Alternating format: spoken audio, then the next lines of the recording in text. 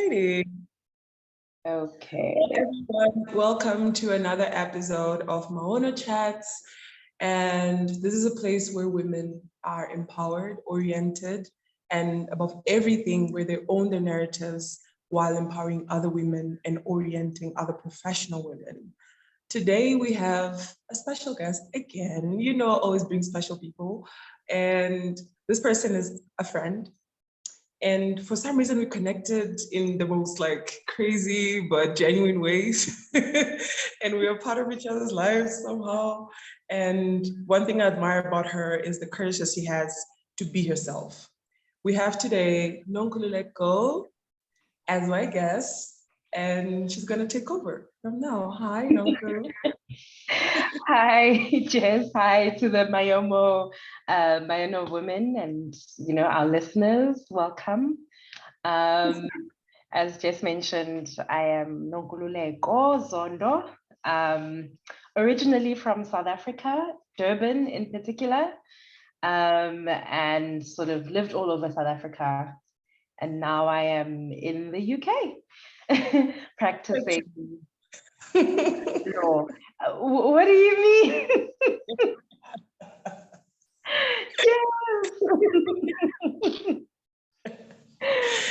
Just saying. You leveled up.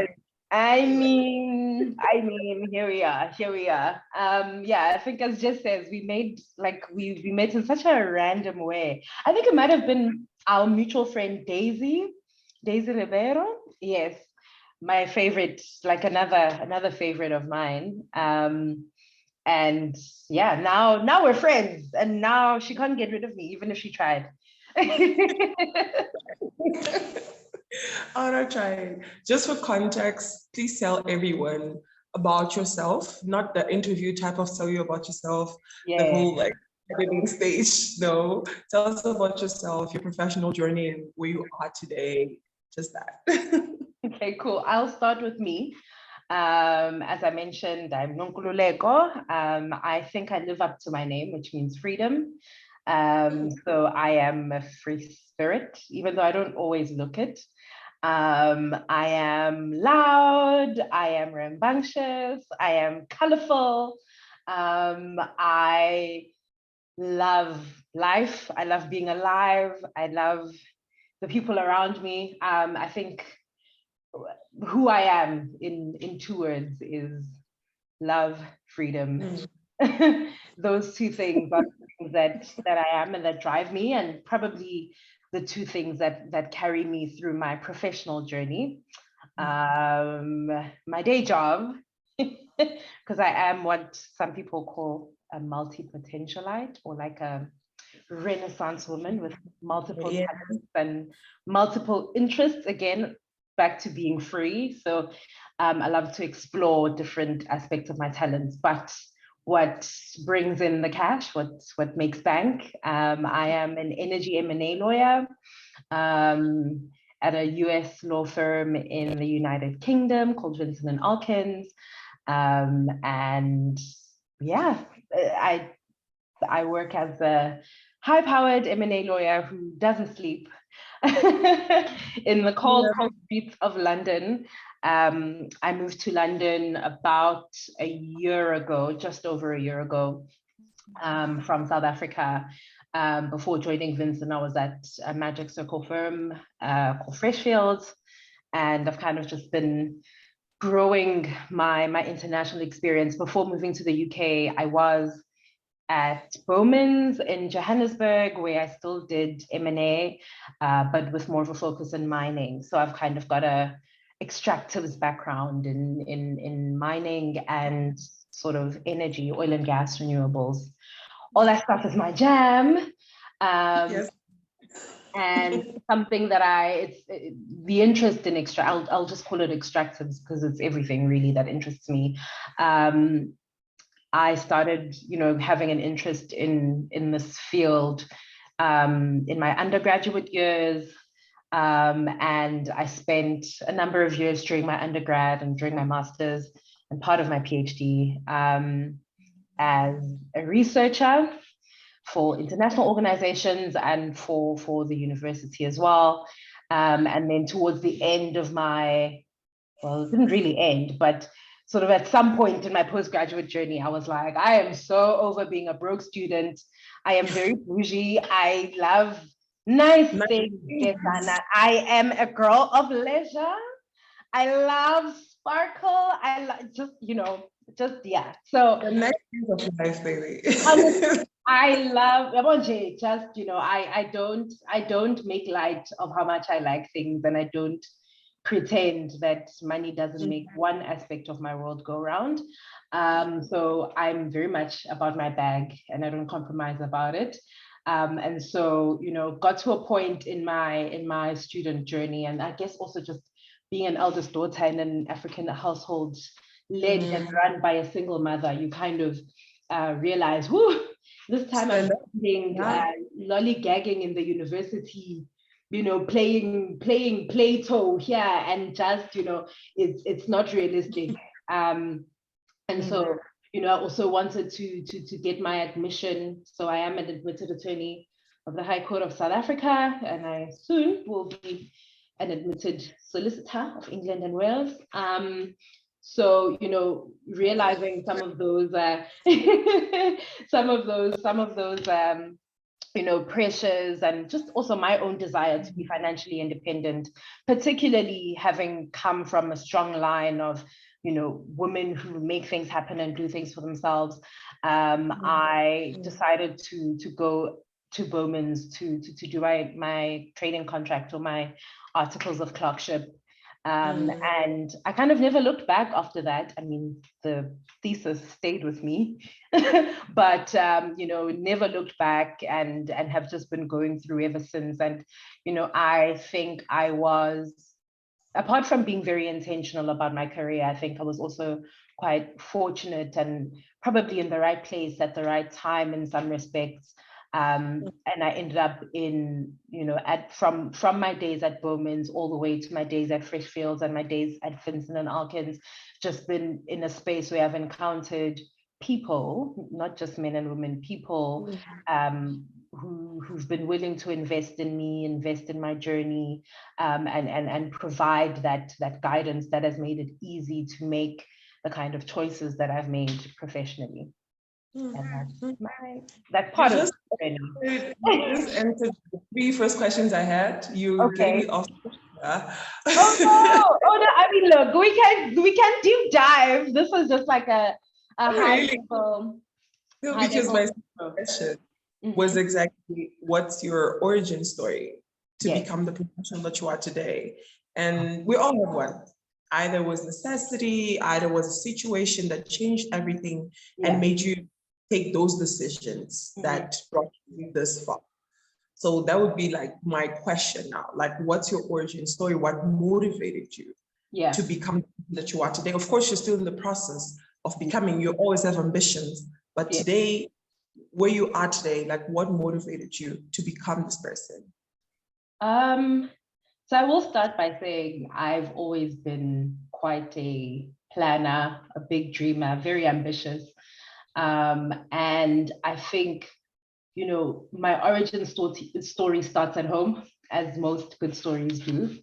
I was, again, grew up in a big family. My parents had me quite young, so I grew up with my grandparents, my mom as well.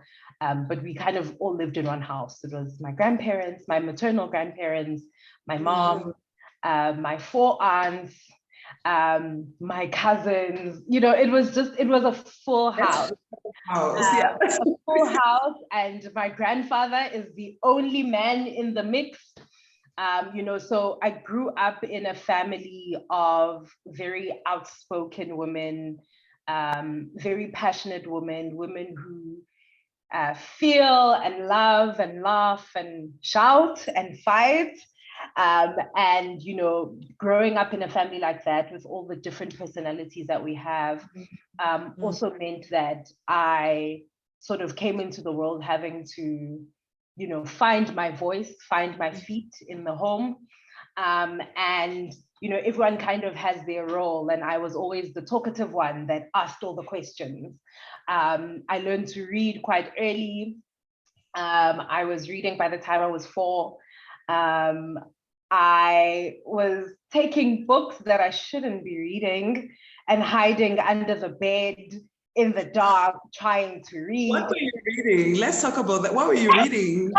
I was reading, it was mainly like because at the time, you know, everyone in my family was, so my mom was like early university, my aunts were just out of high school, you know, my other aunts were still in high school / like a very late primary school. So it was, you know, magazines, Cosmo, People, Mills and Boone thrown in there, you know, just, you know, a whole lot of things. So, you know, it's a house of just teenage girls and like early 20s women in the 90s, you know, fresh out of apartheid, you know, life, spirit. And so coming into that world of just color and change and I guess coming into a world of like possibilities also meant that, you know, we're now living in well, I was born in a predominantly like multicultural neighborhood and grew up in a multicultural neighborhood, and you know, going to school in a multicultural neighborhood, and you know, going to a school that had people that, you know, came from all kinds of backgrounds and walks of life, and those kinds of experiences meant that I became very comfortable in my skin. I had to be, because there was not a lot of place to be uncomfortable with my skin, because things had to be done, you know. I had to be comfortable with my voice. I had to be comfortable with expressing my opinions. And having that background from the home and that foundation meant that regardless of where I went, regardless of who you thought I was going to ask you the questions, and I was going to tell you if you were, you know, doing anything else. And so I had that in me. And by the time it came to a place, I guess, from about deciding, you know, the age when most people decide to go to university, it became a thing of, oh my gosh, am I really going to have to make a choice about the things that I love at 17 and let those things decide what I do until I'm like 65? And at the time, and I still very much do, I was also a drama student, you know, I sang, did all the arts, wrote, did debating, you know, played sport. And I just didn't know how to pull these pieces together into a career or into something that would lead to a career. But first things first, I'm from an African household. There are 4 job options: doctor, engineer, lawyer. What's the last one? I forgot. Accountant, yes. And I was like, okay, I am pretty decent with numbers, but I don't like them enough to do them. I was great at science, and so engineering was on the list. I was, you know, my aunt, my late aunt, one of my youngest aunts who's passed away now, was also a lawyer at the time. And, you know, when I was about to enter university, and she was like, look, maybe try law. I think because we at the time also had like very similar personalities, and I guess just, you know, very outspoken, very critical, and she was like, even if you decide, you know, not to go into practice like she'd done, because she was a competition lawyer, as long as, you know, if I do law, it will teach me the thinking that I need so that I can fit anywhere. In terms of just like any organizations, any interests. And at the time, now that I'm a corporate shark, at the time I had a very strong public focus, like, you know, was very interested in development, very interested in policy, very interested in like, you know, sort of using the law the way that our apartheid leaders and some of the people at the time in the struggle used their legal skills to usher in this democracy that we now have. And so being a lover of history and a lover of all those things, it just made sense to me. I was like, yeah, I'm going to change the world I'm going to change the world because I can't do blood. I think that. I just can't do blood. And, you know, I would be very, and I think at the time, they say, I don't know if Grey's Anatomy was a thing or there was some medical, but I was like, yo, Grey's, I'm not sure. Now that I've watched a few, I'm not sure if if this is something I should be doing because people die on the thing, And so I was just like, I can't trust that part of myself. And so law was the seemingly more neutral option, and the option that also meant that I could, regardless of what I wanted to do with it, I could be in the public sector, be in politics, be in business, but I'd essentially almost be like a GP of professionals. Like I could work anywhere, be anywhere, but as someone who was indecisive, have a profession to back me up. So if I planned properly, then I could also have a very successful, just like straightforward career. And this was before influencers and before, before some of the things that we know and understand about careers have unfolded in the years that have gone by. And so that's sort of my origin story. It's people around me identifying parts of my character and parts of my being that have always existed and nudging me towards things that speak to me and speak to my inner child, and having those people funnel me into those spaces. I was lucky that even though we didn't have the material wealth, there was always that encouragement of do what makes you happy.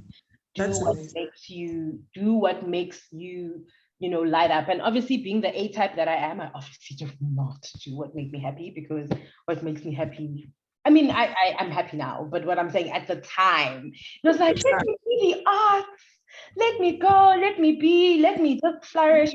But there was an underlying, I think, as well, and this happens a lot with A types, and I definitely speak a lot about mental health because, wow. But there was just an underlying anxiety in me as well about the big picture, what I want, what I can do, but also just like how I'm going to make the financial situation at home better. And so those kinds of things kept driving me, sometimes driving me into ruin. Another story, but so it's a mixture of the love and the care and the environment that I got, but also just an underlying anxiety in me to push myself and wanting to be successful outwardly. And I think for a lot of my early years, I say that like my early years are very far behind me, but in my teens and my early 20s, that desire to be outwardly successful drove me until I almost, broke down, collapsed, and. I want to touch on that because you just reminded me that we're on our late 20s, and that doesn't make me super. Hey, I'm holding on. Do you understand? I am 29 and 3 months and 22 days. Please. I'm in my late. Have you ever asked like mothers, like, how old is your child? Like, he's like 24 months. Yes. I'm like, and then I am 37 months. We are used at 37 months. It's 32. Like in your late 20s. One thing that I wanted to ask you, because you mentioned there's 3 things that I got from your origin story. 1, you come from a very typical, traditional African household. 2, you're a Black woman, absolutely. And 3, you're a millennial. Yes. And one thing that I wanted to ask you is, how did that impact your professional life? More so in the sense of, how did you overcome the challenges that you had to face because of your nature, because of who you are? Yeah. Like, how did you overcome those challenges, and what are the tips that you can give to other millennial women? Because what we do in MAONO is literally orient millennial women in their professional journey. So based on those 3 factors that are part of your story, how can you orient women, and how do you overcome your challenges? Gosh, so before I didn't have any sort of advice or anything profound about overcoming the challenges. It took failing a lot and failing and hitting rock bottom before I got to a place where, you know, the challenges were such that I needed to start facing them. I think I've always been gifted academically and otherwise. And so, you know, the school system, I won't say in South Africa in particular, but just in general, is not one that encourages critical thought. You can, if you're smart enough, you can coast. And I spent a lot of because my mind does what it does. I spent a lot of my education sort of finishing all my work first and then carrying on with my life. But, you know, I got to university, which was a very big jump, and the expectations there were very big.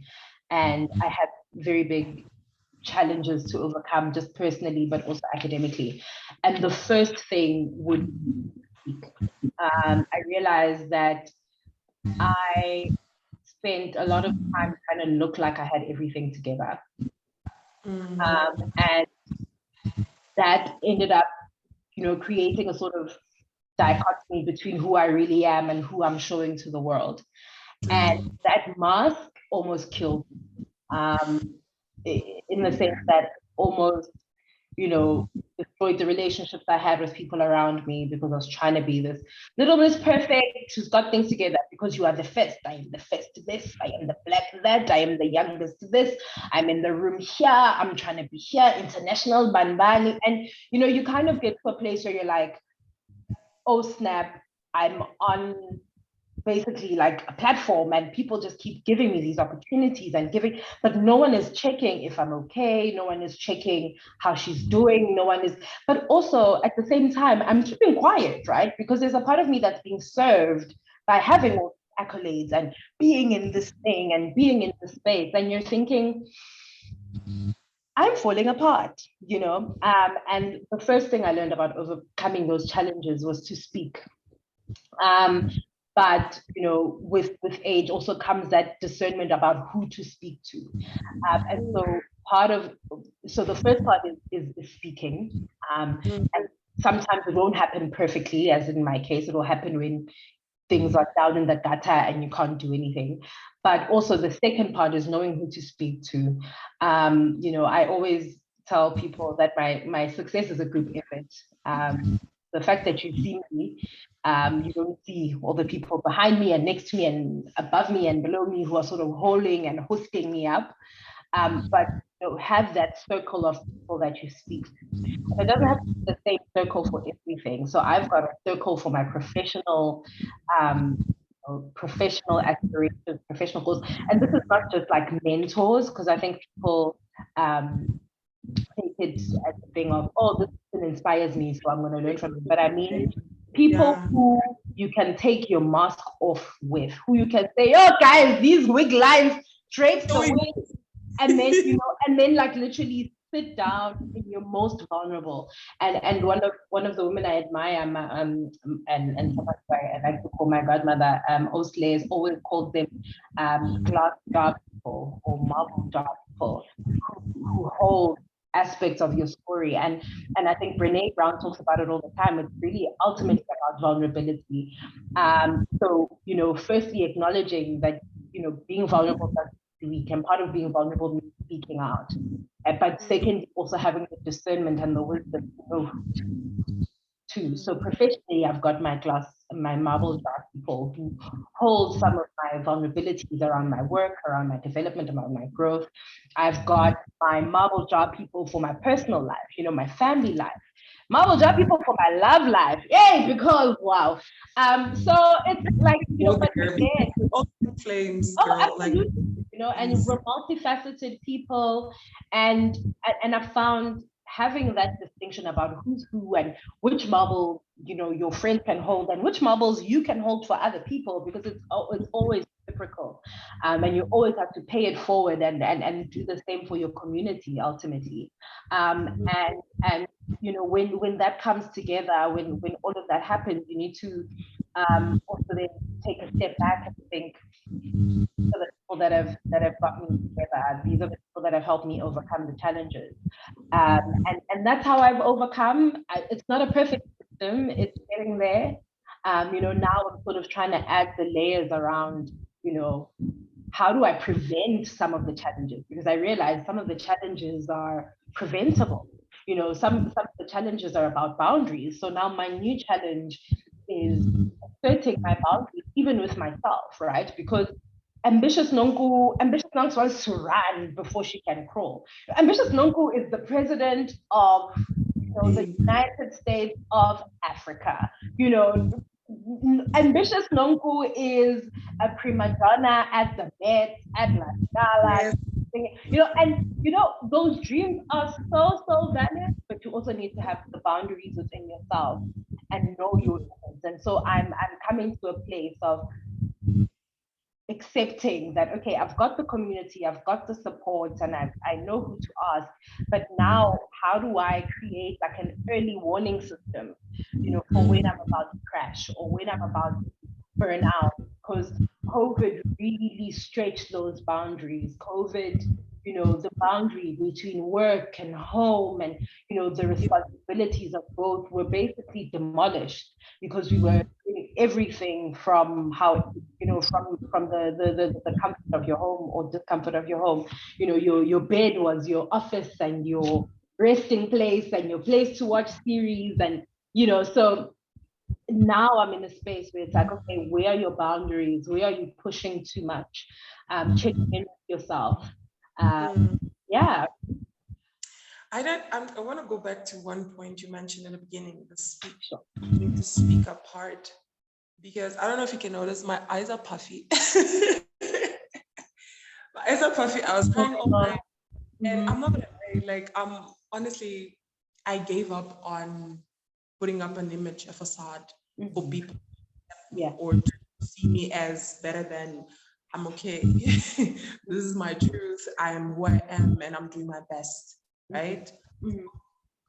Last night I was having a moment after a very hard conversation that I had. And I was crying because I'm in pain, because like the joy of being an entrepreneur and trying to make things happen, and also the pressure that people put on you, especially when you are like the bubbly, outgoing, and the happy, the funny friend. Exactly. Yeah. That you don't feel things in the same level. But I'm just doing it internally. When I go, if I don't sleep, the first 2 hours are for reflection. The first 2 hours are eating me up, and then I sleep for 3 hours, and you know, I keep it moving because I'm taking accountability, part of it, but secondly, because I'm trying to figure out on my own. So when you said speak up and the need to be perfect and the pressure that's on you to just perform, you need to perform, you need to do it, you need to keep pushing. As much as I appreciate the hyperactivity and the producing stuff, great, it kills people. And I say this because I've seen it happen like around me. And when I expressed, I was like, this is when people decide to call it quits. Because you, in your head and in your life, you've seen that you've tried your best, you've tried everything. Of course, you haven't tried everything, but at that moment, it looks like it, right? So the speak up part is just, and I appreciate you for it, because you do have a circle of people that you can trust and that you can speak and fall apart and be like, yeah, this is me, guys. And please take me as I am. And that's very important. And I think for me, Jess, it's not even just, you know, because I think when we fail or when we encounter challenges, you know, the first thing that we're tempted to do is to hold ourselves accountable. We don't want to cry. We're just like, okay, I'm going to cry and I'm going to dust it off and I'm going to hold myself accountable and I'm going to fix my mistakes. And our inner critic shines. Like I am my biggest critic.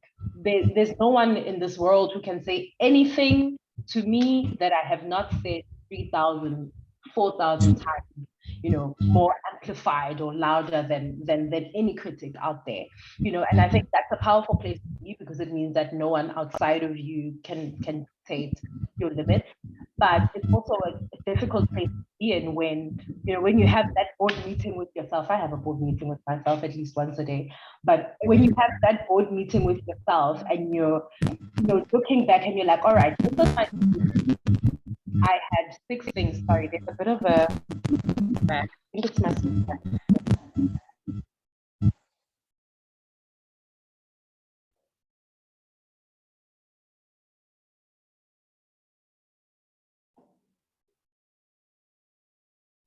Can you hear me? I'm back. I'm waiting for you. Okay, cool. Sorry. I was saying, when you sit down with yourself, you have those, like, all right, where am I? What am I doing? You need to temper that accountability with grace. Because if you lose the battle with yourself, there's nothing any glass jar person, any family member, any friend, there is nothing any external support can do for you once you've lost the battle with yourself. And obviously, some of that, need help. If you need therapy, be in therapy. If you need your pills, get your pills. If you lose the battle with yourself, there is nothing external. And that's why even when you are being, when your critic comes into the room, when your inner critic comes into the room, and when your inner critic comes in to say, you did that wrong, you also need to bring the version of yourself that is your friend, right? And it needs to almost be a conversation, a debate. It needs to be like, yeah, your inner critic is saying it X wrong, but there needs to be a part of yourself that advocates for you in that moment of that, sort of hypothetical board meeting where you're saying, yes, I've done this wrong, but this is what led to that, right? I was doing this, I was doing that. Here's what I did well, here's what because at the end of the day, it's easy for the inner critic to point things out, because even within yourself and even externally, Brené Brown always says, the inner critic is not in the arena. The person or the version of yourself you need to listen to, the version of yourself that's in the arena. It's not the version of you that would have done things perfectly, in instances, having had a bird's eye view, and so accountability, even towards yourself, must always be tempered with grace. And there's some grace that people can't extend to you. It's a grace that has to extend from within you to you, and it needs to come. It's sounding very woo-woo, chakrahan. I do apologize. I am one of those. But what I'm saying is, there's a point at which you need to ask yourself why your critic is so, what is your critic trying to protect? What aspect of yourself is that critic trying to protect? Why is it so important for you to appear together? What does it do when you don't? And for some people, not looking put together means, and this is probably an extreme example, but not looking together, not having your hair done means, your home is not in order, which means you're not getting 3 square meals a day. And for some people, and you'll find most things go back to childhood, not everything, but you'll find that if your hair was out of place, it meant that maybe something was happening at home, and then maybe the teachers would investigate, and there's a risk that you might be taken from your parents and put elsewhere. So there's a very real, that inner critic or that desire to put on a mask is not coming from nowhere. It's a matter of how do you address it? How do you have that conversation with your inner critic? How do you befriend yourself? Why can't you love yourself through that difficult part? Because you would never speak to your friend that way, and the reason why I now feel like I can do that for myself is, one, there've been people who've done it for me, who have let my inner critic come out and berate myself, but then have responded with love and responded with kindness. And in the same way, when they've gone through their things, I've been taught and I learned how to respond with love and respond with kindness. And now we as women, even professionally and otherwise, we need to take all that care and that nurturing and everything that the world puts on us to care for other people and turn it inwards, you know. And once we turn it inwards, I think sometimes the fear is that if we turn all of that inwards, we'll become selfish. But actually, you'll find that when you turn it in yourself, it's an unending source when it's directed towards yourself, and you give people from your surplus. You nurture and you care and you do and you show up and you be and you thrive from your surplus, you know. And so in speaking up and in holding yourself accountable, cry, you know. And what do you do when your friends cry? You don't say to them, hey, but you did this, you didn't, hey, you should have, you procrastinated, you sat down, you watched an extra episode of Abbott Elementary, which I love. Like, there's a part of you that, but when your friends cry, the first thing you do when your friend cries, when your child cries, when, you know, the first thing you do is you hug them. You tell them everything's going to be okay. You tell them, you know, I see you, I love you, I believe in you, right? And as much as I can do it, and I do see you, and I do love you, Jason, I do believe in you, and I know how long you've been doing this. I remember when MAONO was a magazine. Hey, we've been through the trenches with this baby, and every incarnation and everything that it's been, and all the amazing things that you've applied for, and the Yali, and the this and the that, and all the things that you've been, and all the ways that you've held onto it. And we love you, and we put that on you, and we care for you, and we are interested and involved and love your journey. But we also can't change the conversation in yourself. And so the hope is that when we show you that love, when your marble job people show you their love and that grace, that you will, in that practice of hearing us reiterated and hearing us affirm it, that it takes a hold and takes root in you, so that that voice continues to echo even when we're not there, until it becomes your own voice, right? Because all these negative things, there's someone's voice. Someone told you, oh my gosh, you look like this, you know. And even though you don't remember that person anymore, you don't remember, some part of you held on to that as truth. Sorry, why is this therapy now? Oh my God. Okay, but yes, so I think, you know, holding yourself accountable is so great. But also a very patriarchal thing, and a very like masculine thing. And there's a part of you that also needs that that oh wow, English, that that nurturing, that affirmation, that love, that, you know, so, you know, that gentleness. And I think there's a part of us that is held onto the idea that success is the power pose, it's the Superman, it's the arms akimbo, it's the legs spread wide, it's the strong stance, it's the cross your arms, it's the look straight ahead. But, you know, there's, or at least I would hope that, because I'm always told that I'm very like smiley and friendly and personable for an M&A lawyer who's supposedly you know, supposed to like be a shark and negotiate. But I believe that there's a version of success for people like us who are more sensitive, who are more personable, who are more loving, a model of success and thriving in a very broken world and broken, that prioritizes being gentle, that prioritizes being human, that prioritizes seeing each other, that prioritizes, you know, thriving in a world and a nature that is, I think, attentive to the things that make us human. And this is why I always love the humanities. And this is why I'll always love, you know, the arts, and why I'll always be a patron and a participant, regardless of where I end up, and regardless of, you know, the flowers and the applause that I achieve for the singing and whatever. But, you know, there's a part of us and a part of our success. I'll speak as women, because I can only really speak for Black women. Being a strong Black woman doesn't serve us. It doesn't. It didn't serve our mothers. It didn't serve our grandmothers. It didn't serve our men either. But that's a whole other chat.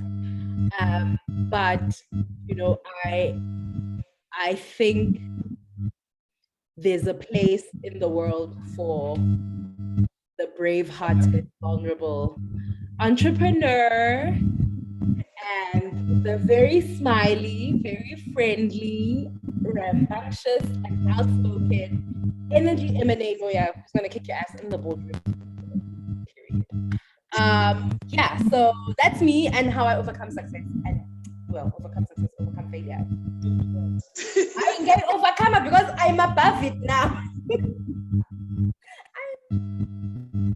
Anyway. Overcoming things, everything, overcoming Everything. Michelle said she's becoming. I said I'm overcoming. Thank you. Welcome to my TED Talk. Oh my goodness. But here's the thing, you said something in our therapy session, briefly in this conversation, that sometimes you're very hard on yourself and you don't extend this to yourself. And I was watching this talk. I don't know, this guy, I think you've seen him on YouTube, like a very old guy with whatever. I'll send you the link. But saying something about how your childhood impacts everything when you become. Oh, it's probably Gabo Mate. Yeah. That's the name? Yes. Something like that, yeah. And then he said, if your parents would either yell at you or send you away or do something to you when you're angry or when you throw like a tantrum or when you're crying, when you become an adult, what happens is when you're angry, you don't feel entitled to feel angry.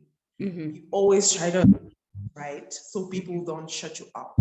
So people accept you because that's what your parents conditioned in you. If you're okay, if you're happy, you're welcome.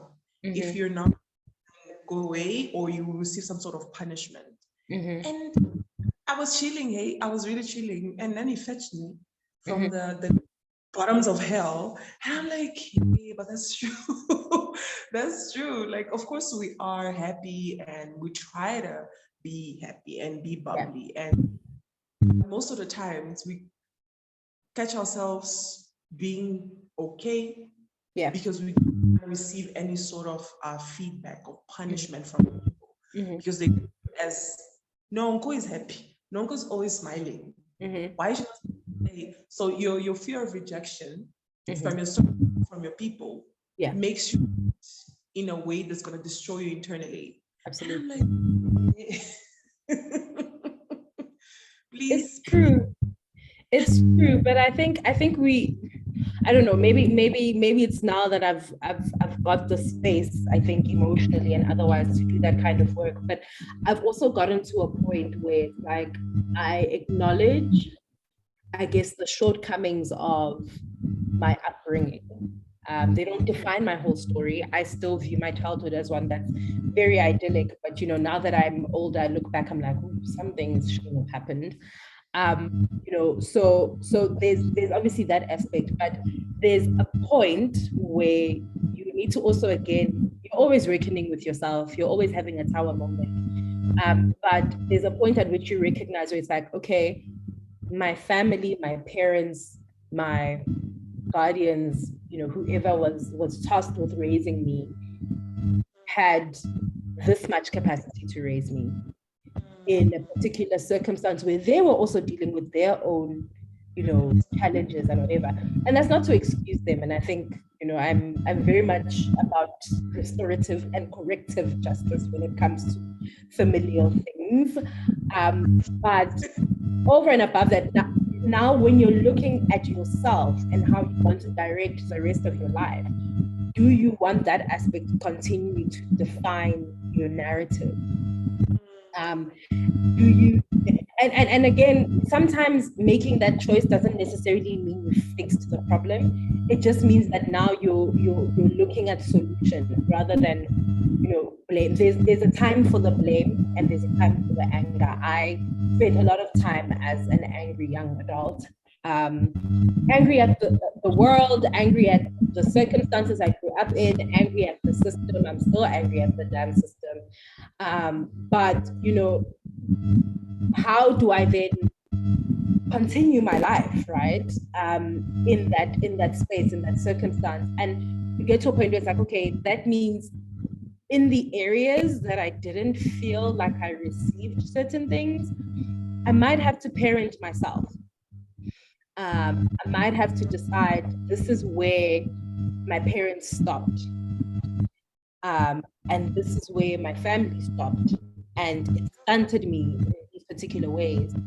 But I want, you know, and I think maybe that's also another thing that drives me a lot, is that I have a very clear future, but also vision of the future. One of the things that I think are my strengths is that I'm able to see the end right from the beginning.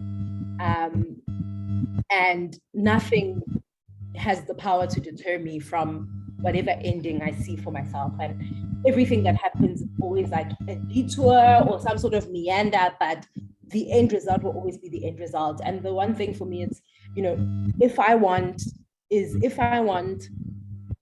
a particular career, if I want a particular relationship with the people around me, whether it's platonically with my friends, whether it's romantically, whether it's, you know, socially and otherwise, what do I need to be the kind, because I want to be a mom, the kind of mom, the kind of wife, the kind of, you know, what is my end goal?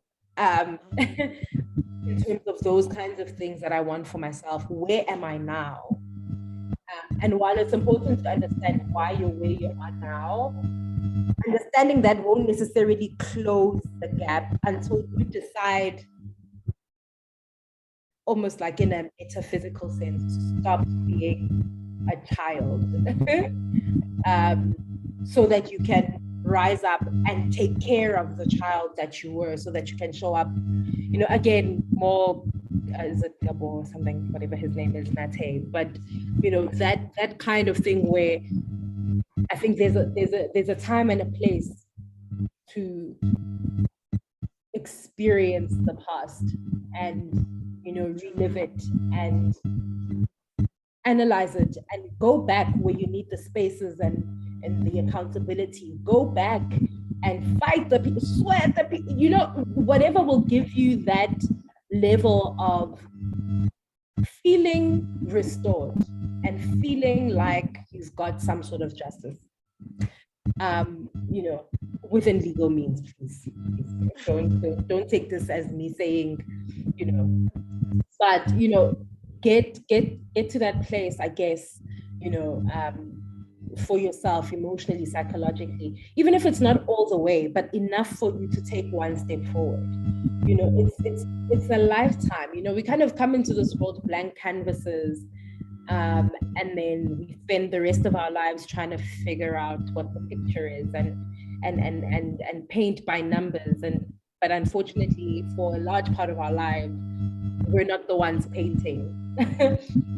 We probably only really start painting when we have our independence, whether that's financially or otherwise. And so, you know, sometimes you spend a lot of time having to paint over the places that people painted the wrong color, or, you know, you know, so there's a lot that we're not responsible for, but I guess it's the human experience.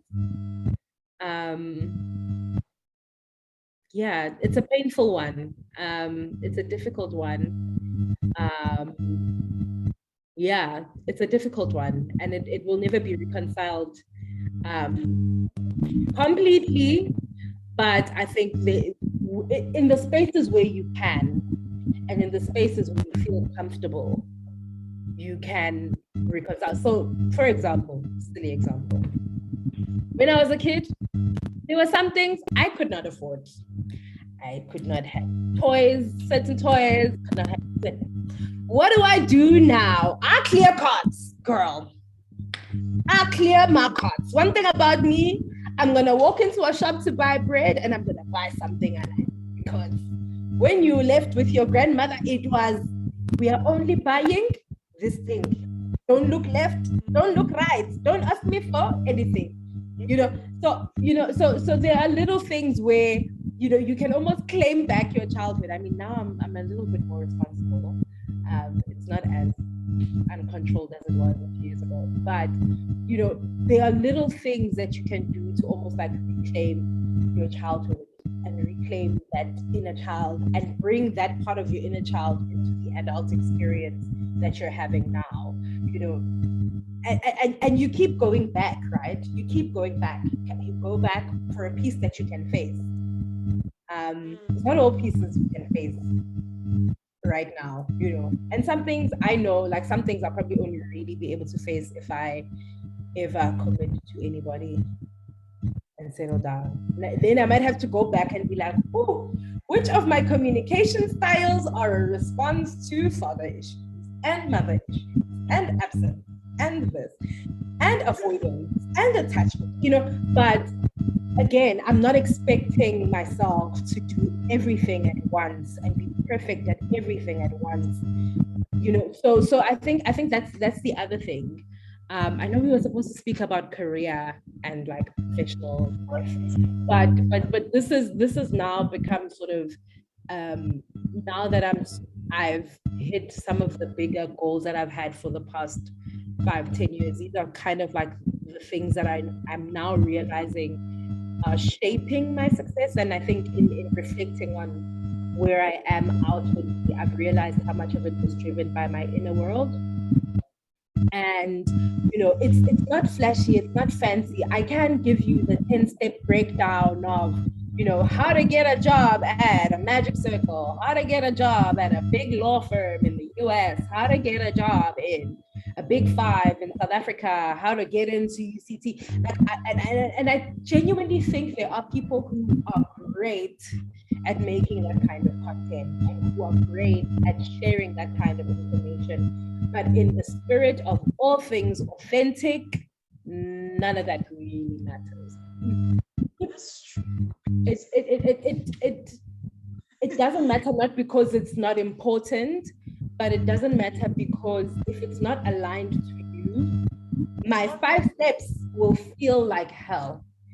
I can't tell you the number of rejections, the number of redirections, the tears I've cried.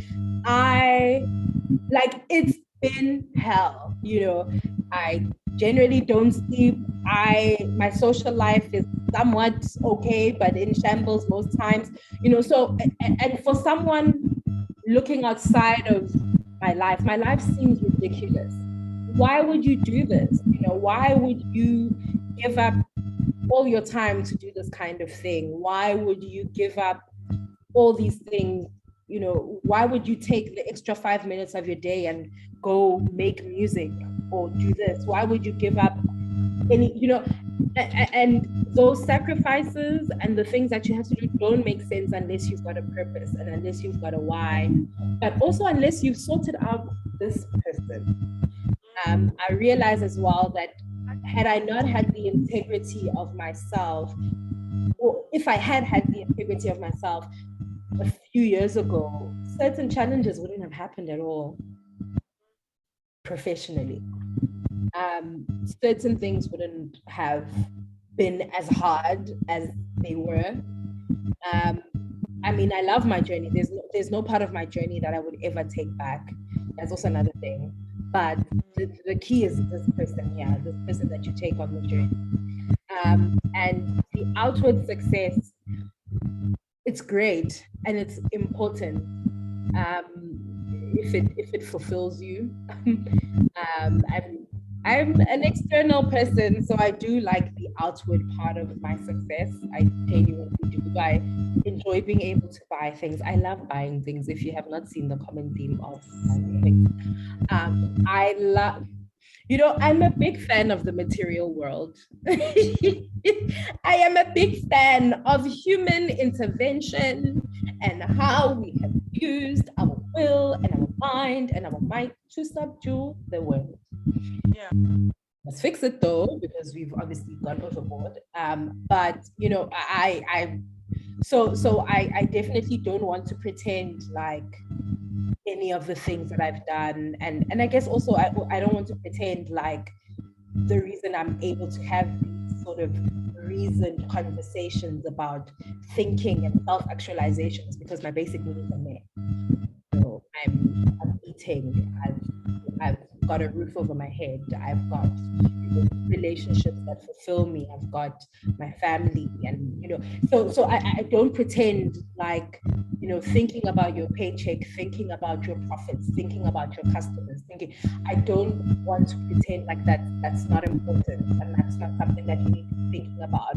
But I hope that even if someone doesn't remember everything that we've spoken about, I think putting yourself on your agenda when it comes to planning your success, putting yourself on the agenda, not your job, not your business, not what you can do for your family, but you as an individual, as a person, putting yourself on the agenda is going to save you time. It's going to save you resources, but it's also going to hone your instincts for the things that are in alignment with you. I did, and I still do, to be quite honest, a lot of things that are not in alignment with who I am, who I was, and who I want to be. And I think for me, integrity is having all three of those versions of myself, my past self, my present self, and my future self, in alignment, and having those parts of myself in agreement, and having those parts of myself, I guess, collectively saying yes to the decisions I make. And that's where your instincts come in and your gut feel comes in, and knowing when to say yes and enthusiastic no, so yeah. Before we go to the ping pong session, which is like the very end of our conversation, this is something that I love about you and that draws me to you all the time. One is literally how you don't shy away from living your life.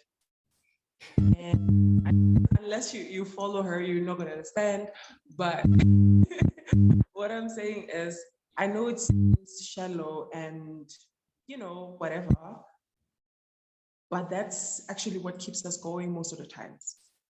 When you're brave enough, I can stand on my pain, but I can stand on the little things that make me happy. And you do that. And I admire you so much for it. Like you're living out loud. And as a woman, especially as a Black woman, you know how hard that is to do. By our age, where we're going, it's literally is getting worse.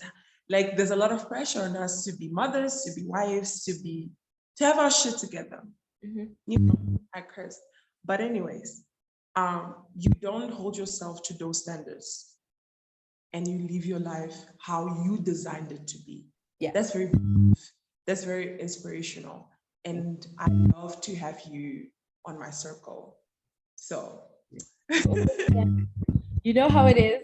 I will open a bottle of champagne first before we do anything. But yes, thank you so much. Ping pong session. Okay, what is the thing? Take me through.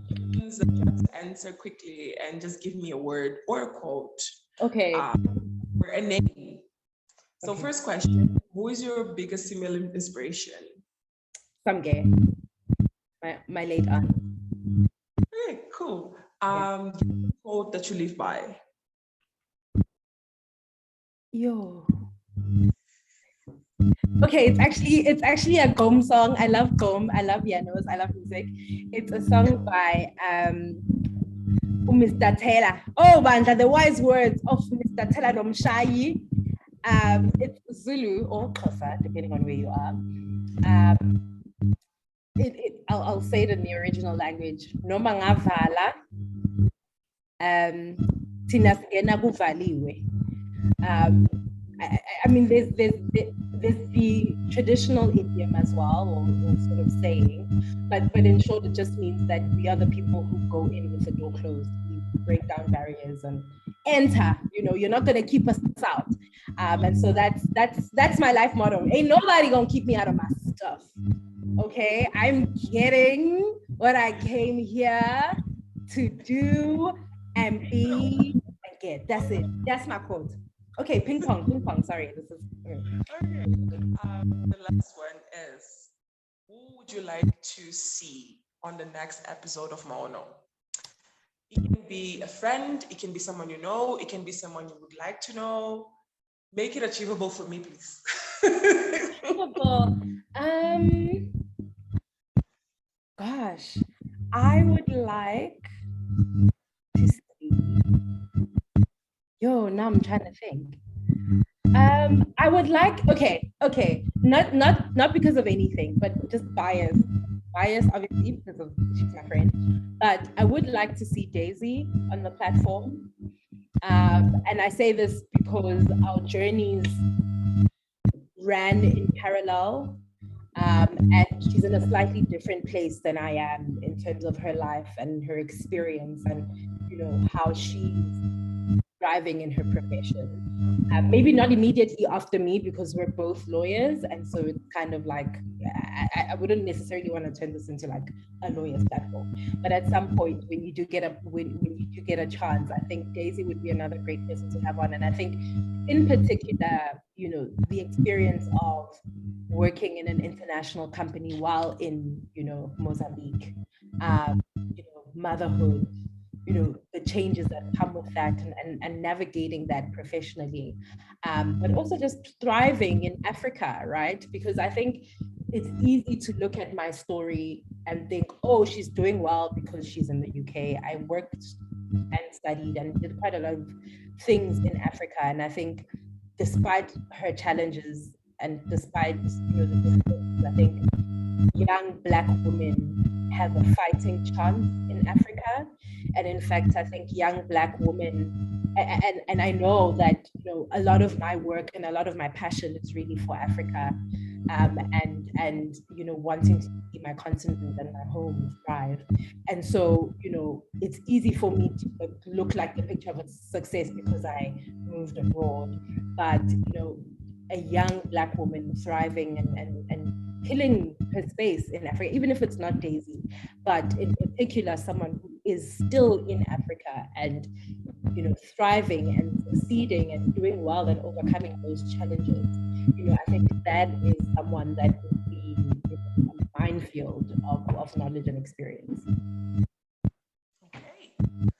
Uncle, Yeah. all I can say is thank you. Because this was a mix of an interview, tips and tricks, and a bit of therapy.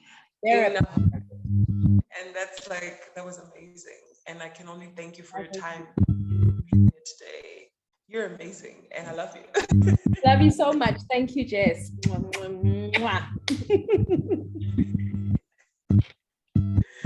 So everyone, this was the 4th episode of MAONO Chats.